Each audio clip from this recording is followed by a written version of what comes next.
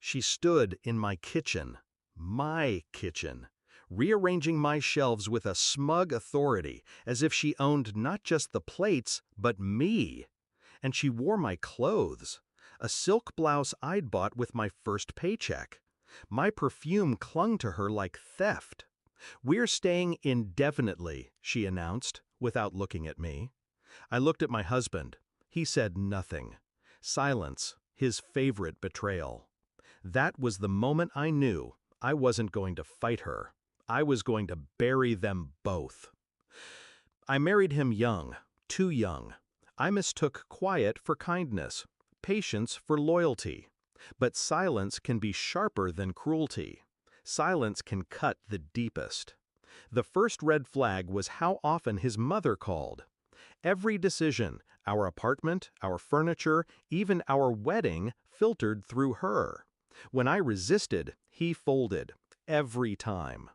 "It's easier this way," he'd murmur.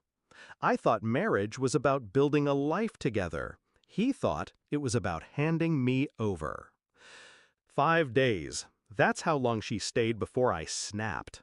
5 days of her parading through my house like a queen.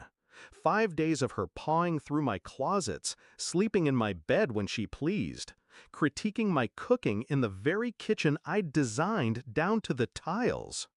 5 days of his silence, his refusal to defend me.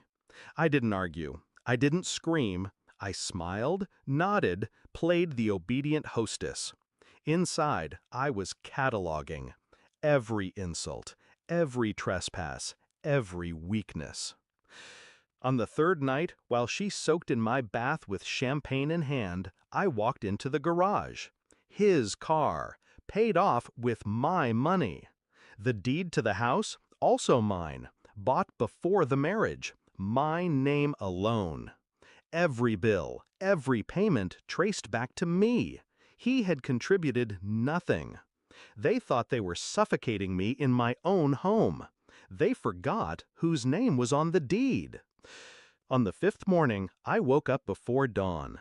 I stood in the kitchen she had rearranged, looking at the new placements. Glasses where the plates should be, spices hidden behind canned goods. A mess of someone else's order imposed on mine. And I laughed. That laugh was freedom, because in that moment I stopped being their victim. I became their executioner. It was simple. First, I packed a single bag, essentials only, passport, documents, cash I had saved over years of being underestimated. Second, I called my lawyer, quietly, efficiently. I wanted separation papers filed by the end of the week. No warning, no discussion. Then I called the bank, froze every joint account, transferred my private funds to an untouchable trust. By noon, I had vanished. I didn't leave a note. I didn't say goodbye. Instead, I arranged something better. That evening, a courier arrived at the doorstep, a large envelope in hand. Inside, eviction papers, legal notice, proof of ownership. My husband and his mother stood there stunned. As the courier explained, they had 72 hours to vacate. The neighbors saw it. They always do. And gossip travels faster than any official notice. By midnight, half the street knew. The king and queen of my household had been dethroned. He called, of course. At first, the voice of a child caught misbehaving. "Why didn't you tell me? We could have worked this out." Then, the rage of a man stripped bare. "You can't do this to me. This is my home."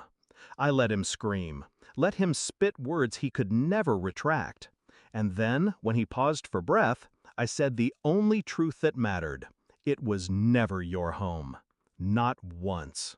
And I hung up.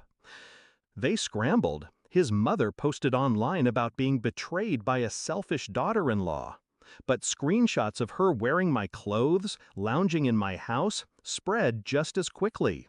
He tried to convince the neighbors it was a misunderstanding. But no one believed a man who had lived off his wife's back and let his mother reign in her place. 3 days later, they were gone. The house was mine again. Silent, empty, but not lonely.